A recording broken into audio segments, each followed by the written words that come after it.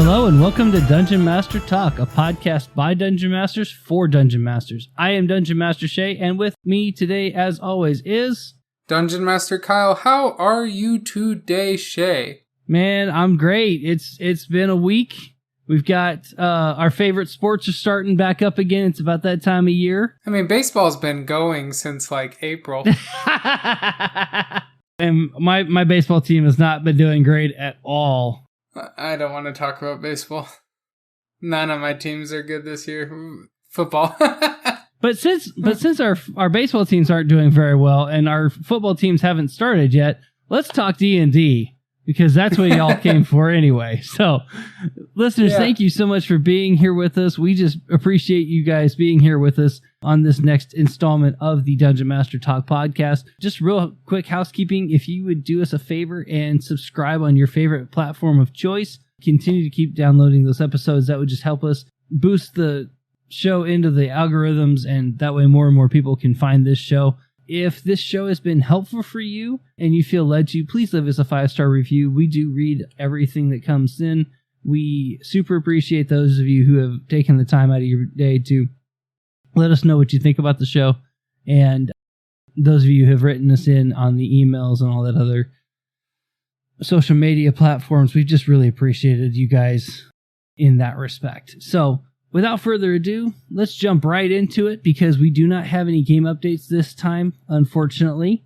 But here in a couple episodes, I think we'll have one from Kyle, and then a couple more we'll have one from me, because my group will meet at the end of September again. So, in that case, let us get a quick recap where we've been. Overall theme, post-apocalyptic. The story takes place in a place called blank Silverforge. That's not the name of the world, but it is the starting town. Have we named our world? No, we haven't. We should totally do that. What are we even doing here? How many episodes? This is going to be number 8.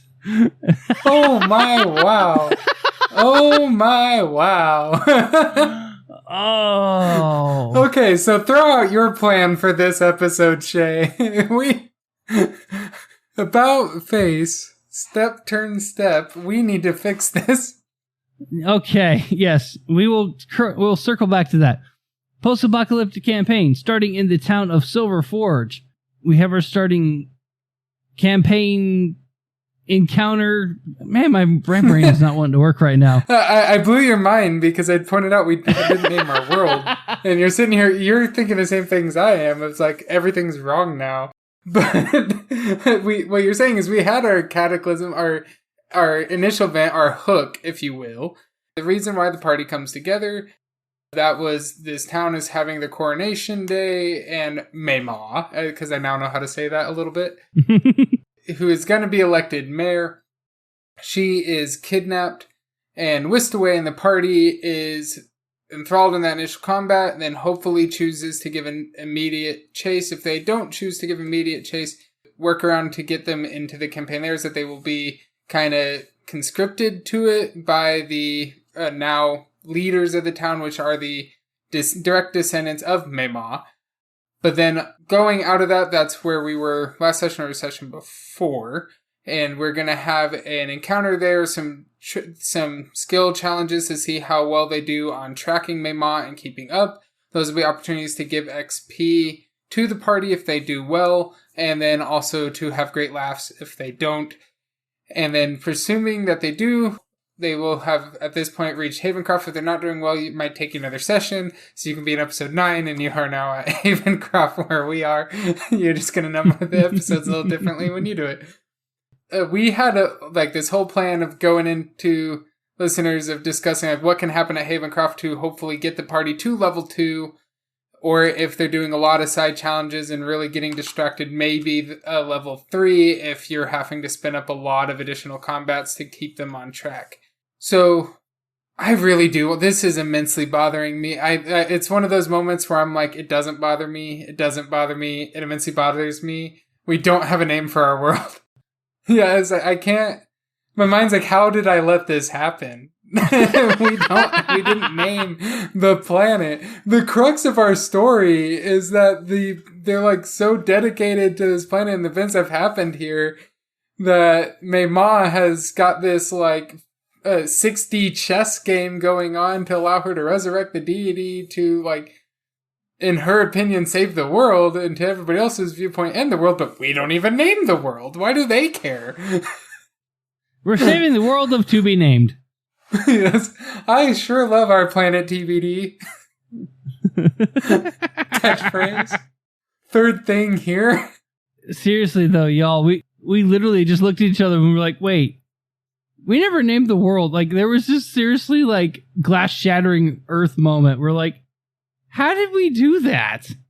So what happened to me is Shay has, for us listeners, maybe someday we can have some deal where we give you guys our notes and you'll understand the vast different ways that our brains work. Shay has this, it makes a ton of sense to Shay, kind of way of doing notes where they don't go they do go vertical, but they also go horizontal. And traversing this, you have to have a degree in Shay's mind. And I don't know if I'm there yet. Like, I'm very much an undergraduate. And so I'm going through this and I'm like, it says name of world. And I'm like, okay, that's where I would have put the name of our world. But he apparently didn't. And I was like, wait a second. What is the name of our world? And I looked. And I was like, there is no name. And so then that's why I asked, like, did we even name it? And the answer was no. Listeners, Kyle is very, like, type A, very organized, like, train of thought because he has to be for his job. Whereas Shay on the outside, when he's not at work, is very candid, very fluid thought, and every little squirrel that runs through his brain will eventually make sense somewhere, somehow. We don't know how exactly, but it will happen. But yeah, no name for the world. So listeners, I vote, and you don't, I guess, like, you're going to be voting to past me, who will make the choice, assuming your vote, this time paradox. I'm assuming you want to know the name of this world that we've spent 8 episodes being invested into. Shay, what do you think of us derailing for a minute, seeing if we can't bust out a name? Exarban. What is that the reverse of? That sounds like something that's a backwards word. It is. It's Nebraska. There we go. Axarban. Yeah, I did want to use that. I'm not looking at any other words that backwards is a cooler thing. Okay, we are now in the world of Exarban. And now that we are in Axarban, we are in the sometimes populated, sometimes not populated, makeshift village of Havencroft Axarban. And at this time, fate will have it for our party that Havencroft is populated. Why? Because at this point in the campaign, it's more interesting for it to be populated. The party is now possibly level 2, if not very much on the verge of level 2. Really, that's going to depend, listeners, on how well they do. If that initial combat goes smooth, the secondary combat goes smooth, and they nail a skill challenge, it's very realistic that they can be level 2. If not, then they should be within a combat or potentially big roleplay scene of reaching that level.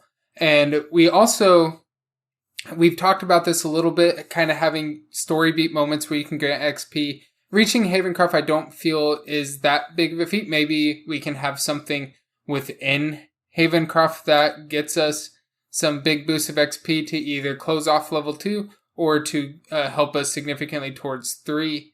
We put in here that this is 47 miles. I want to keep in mind that is significant travel, especially on foot. Yes.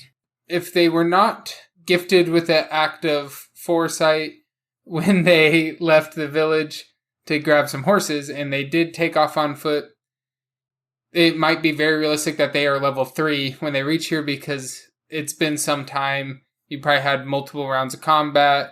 You may have had to finagle some event where they could get some horses or carriages or some form of faster travel. And now we are here. So I think we want to keep that in mind, Shay, as we're building this town out. Or I guess it's more this like makeshift village and what events we have happened here, that it needs to be able to scale for levels 2 or 3 depending on what happened leaving Silverforge. If they were on foot, I think by just necessity of the time, they're going to be level 3, possibly like 3.5. If they were on foot, then they might be. If they speed run it and they're like, we're not interested in any side stuff, they might not be level 2. If they've even somewhat been interested in side stuff, it's pretty easy for them to be level 2 here. I would contend also that when they're starting to leave Silverforge, they're probably going to have some starting monies.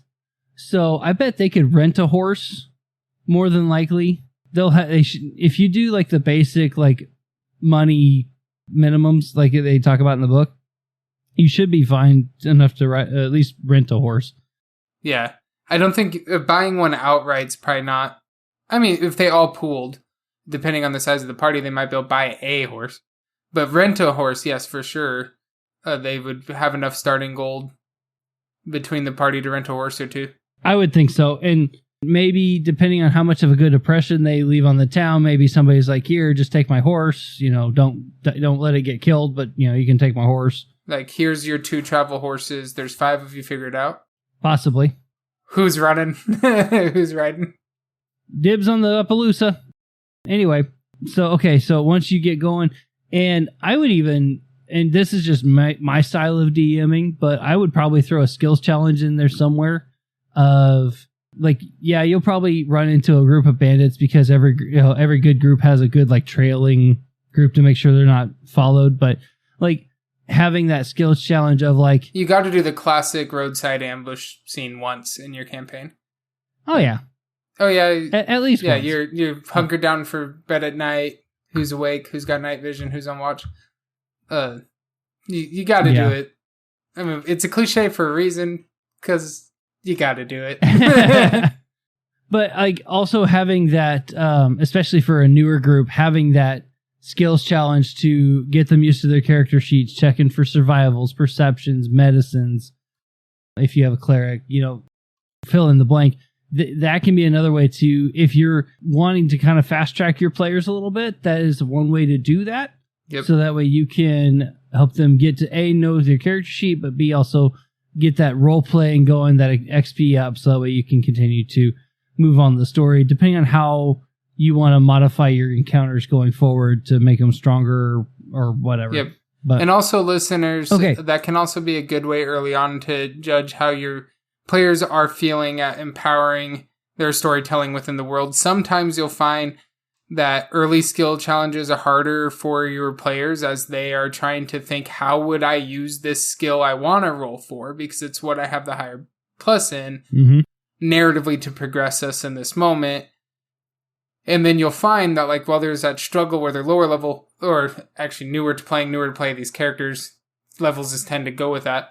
But then later in the game, you throw in a skills challenge, you can sometimes be amazed at the difference now that they feel empowered with, I am allowed to narrate this. I'm allowed to say in this beat, I can do this with my character because it's been established. Mm-hmm. And sometimes it's really funny when like the big strong warrior is like, I'm super strong. I'm going to do this thing. Like I'm going to propel us forward. And it's like a failure. And you're like, all right, narratively, how'd you fail, big strong man? Hey, Mr. Cleric Man with heavy plate armor. I want to check my stealth. Yep. That's disadvantage. Good luck with that. Good luck with that.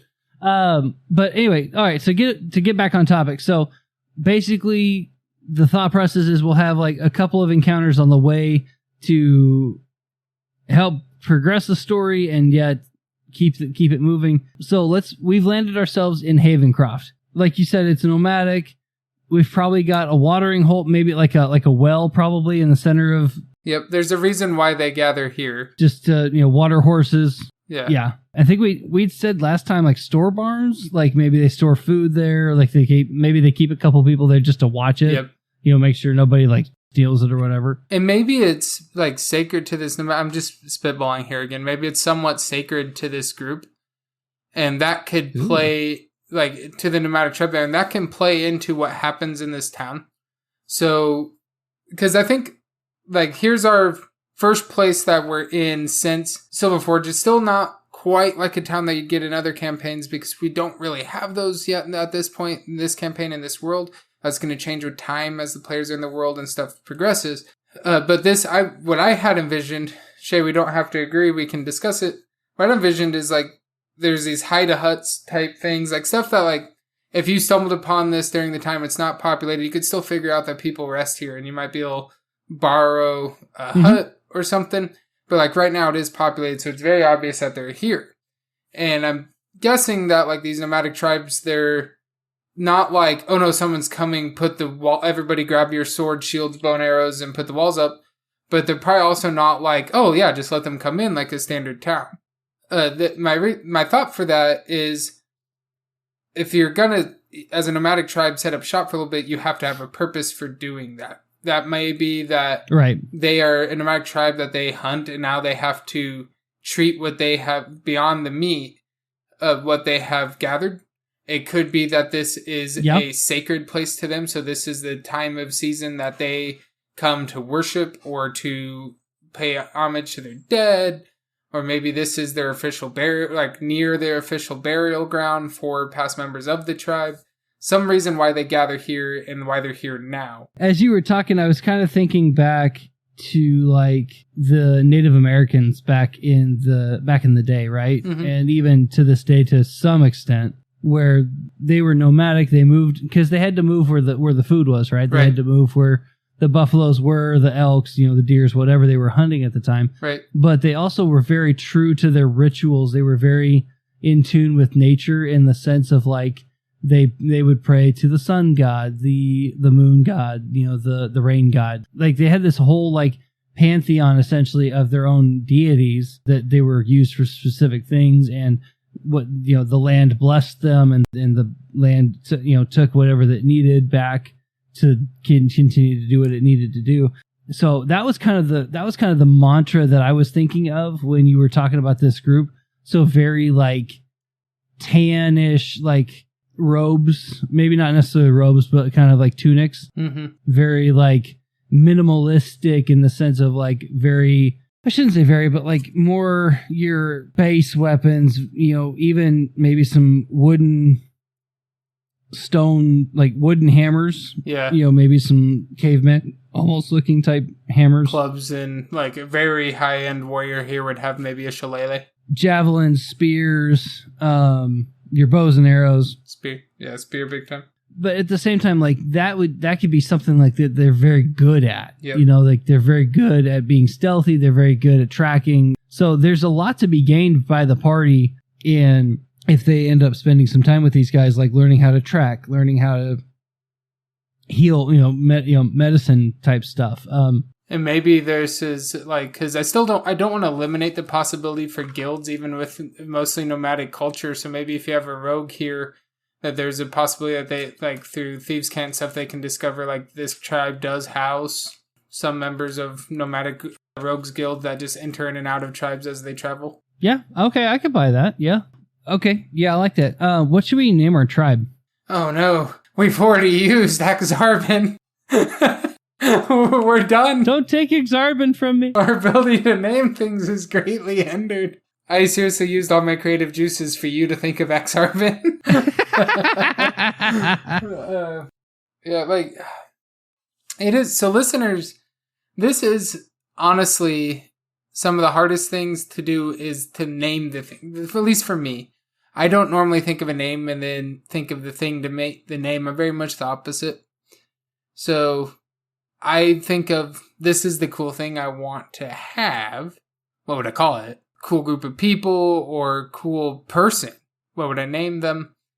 It's really difficult for me. So when you're doing this, building your own campaign, feel 100% empowered to do something that Shay and I both have done a lot as working on this podcast and looking at name generators.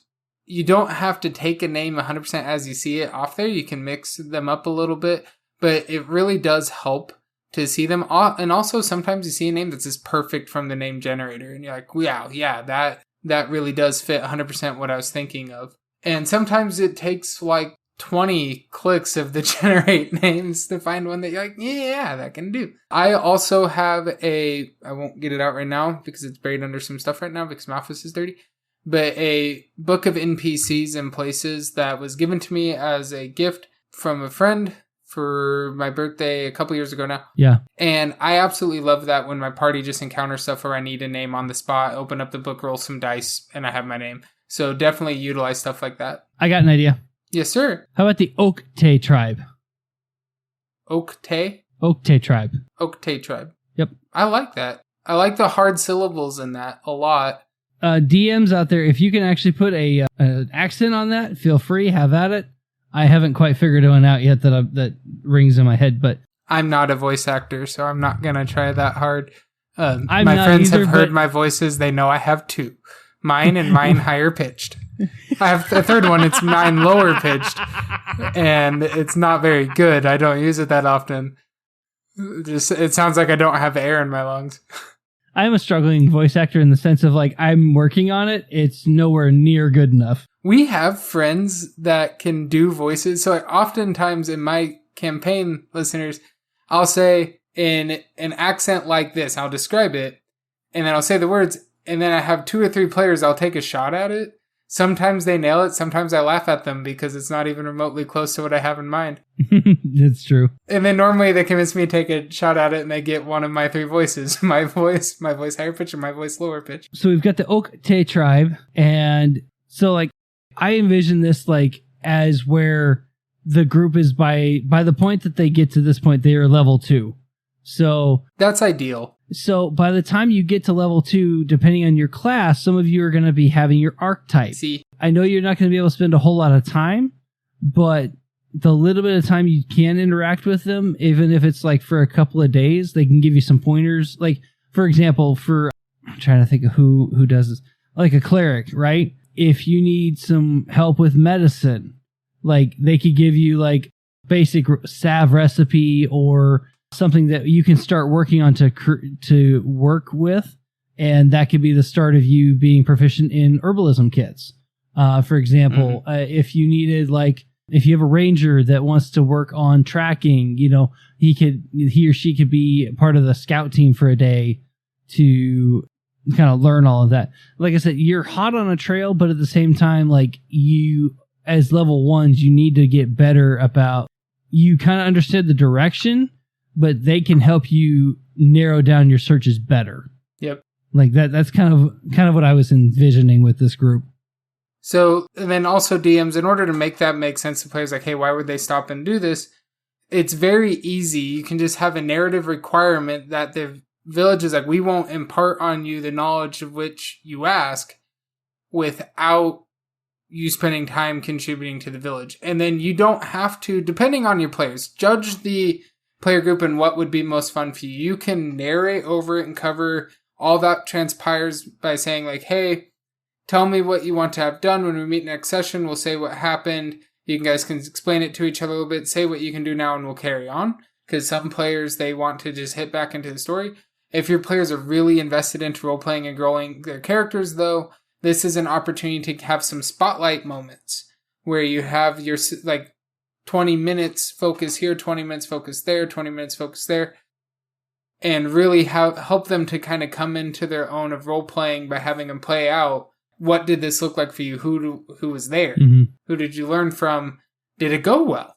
Like, you may have gotten the levels, but like it may not have ended in a long-lasting, healthy friendship, or it might have ended in a bond that like you can call back to later. So this is like, that's obviously, but you can tell by the way I'm embellishing that second choice, I think is for me the more fun thing to do. But definitely know your play group. Know what their goals are, have leaned on that in session 0 so that you can call upon that now of what would be the most fun for them. But also never be afraid to test the waters within the realm of what you agreed upon in your session 0. And depending on how the group enters the realm, like we kind of, or the area like we talked about, if your players come in cocky, don't be afraid to have the group turn them away. Maybe they don't put up with stuff like that. Maybe maybe for what, like if you have a wild-haired adventurer that comes in and says, "I am your god," and they go, "You're full of it." Not that I can see any of my players doing that, but there's definitely a couple between our two groups that would be tempted to come in and be like, I mean, depending on which one of my, like, Shay's pointing at himself, listeners. It's an audio medium, Shay. And the videos aren't there. I was hoping to stealthily do that, but that didn't work. Well, and also, my longtime character that I play in One-Offs, Cade, has been known to run his mouth because I intentionally play him in a way that angers the DM or the other players, depending on the moment. It's true. He's everything that I look out for as a DM. Like, how are my players going to mess me up? That's Cade. I just thought of this. Okay, so let's just say, for the sake of argument, that they come into the town and they get embraced. Let's just say they say all the right things. All the right. They say, "Hey, we're looking for this group. Do you know anything about them? Have you seen anything?" They could get probably their next clue after gaining trust with this tribe. Like, they're not just gonna be like, "Oh yeah, they went that way." Like, maybe like it's just one of those things where they don't trust outsiders because they've been ransacked by Roman groups. I think that there has to be a theme of that with the tribes that they meet, is that there's initial distrust. Not like, we're going to fight you on sight, but like, prove it. Prove that you're friendly. Yeah, exactly. So like, and maybe like after they've gained the trust, there is like a ceremonial shot that takes place between the leader of the tribe and the group. Like, or shot, that type of shot? Or like, what are you thinking when you say shot? Like, there's some like ceremony, like, you don't have to go get your son and take him back to the jungle of New York. Any of you born outside of 2003 probably won't get that one. I mean, I was born inside 2003, and I don't know if I get that one. Jungle to Jungle? Oh, I did see Jungle to Jungle. I just wasn't... My brain wasn't there. I'm sorry, friend. I have failed you. It's Monday. It's okay. I made a Now You See Me reference the other day to my boss, and he pointed out that he wasn't watching movies 10 years ago, and I was like, "Oh, you mean when I was in college?" And he was like, "Yeah, but 10 years before that when I was in college." And I was like, "You mean when I was 11? He wasn't that impressed. I'll hear about that in my review, I'm sure. All right, so let real quick, let's figure out what this ceremony is, right? Okay, so is it a tribal thing? Do we do this kind of like a inaugural like ceremony that a Native American tribe would do, or should we do something a little bit different? I like to mix things I see, not pull too much from the same source, even though I get accused of going back to the same sources a lot. What I'm thinking of here is a lot of, like, maybe it's recency, but like in Mandalorian, when you get welcomed into being a Mandalorian, into Mandalore, they have that like big ceremony, you present your helmet, all that stuff, but not really like you're going to be presented with something, but like the whole tribe's there. They probably have a saying to recognize you, not as like an outright member of the tribe with like rights to the land and the goods and the harvest or whatever they have. Right. But as a welcomed guest, as in like on site, you're going to be welcomed back again. You have friends. Like there's probably going to be some saying, and then I would envision some way that they're going to remember this group. More than just like, yeah, we pledge to remember your faces. Maybe there's like a leather bracelet or something like that they get. Yeah. As like a marking. Or maybe there's like a witch doctor that'll like magically tattoo the inside their hands or something. Ooh. Like handshake, special handshake, and then you have like a upside down spear thing, just kind of in the natural crease of your palm, but like if you have the blade of your hand and like the arrow of the spear or whatever is like pointing out like towards the blade of your hand. Yeah. Okay. And then that way it's easily hidden, but then when you greet them, you just like hail. Like, whoa. And they'll see, and you can like then present the handshake and you're okay. Welcome. Yeah. I like it. So like, we'll say it's like it's a magical tattoo, quote unquote. There's no like magical inherency to it. It's just magical in the sense of like how it's attached to you. Yep. She did this person does magic to put it on your hand. You are not imbued with any special gift. other than the ability to not piss them off again on site. Which, I mean, that might be magical gift enough. And then I think if you go through and do this right and you befriend this tribe and this ceremony happens, I think that is worthy of XP being gifted.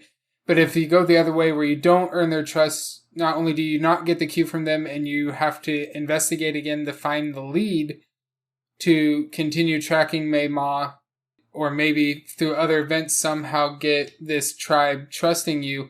But like, if you don't do that, then you have another trail forward. If you do befriend this tribe, you get the clue, they point you on the right direction for you to head out again. But now you're probably, so like the way that you don't befriend them, you probably continue on the trail faster, but you don't know for sure where to go. To befriend them, it takes a little bit of time, but you know where to go afterwards. So listeners, I think we've just figured out the name of our world.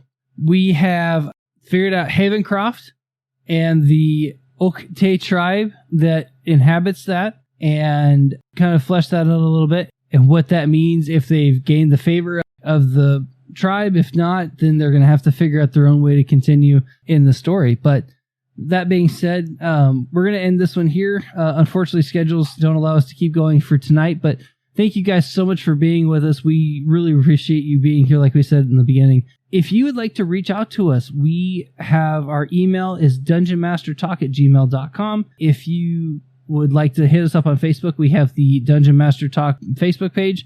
And then on Twitter, we are at DMT the Podcast, and you can use the hashtag Dungeon Master Talk to find us in that respect. Again, thank you guys so much for being here. And for all of us here at Dungeon Master Talk, I am Shay. And I'm Kyle. And we'll see you next time on Dungeon Master Talk. Bye, guys.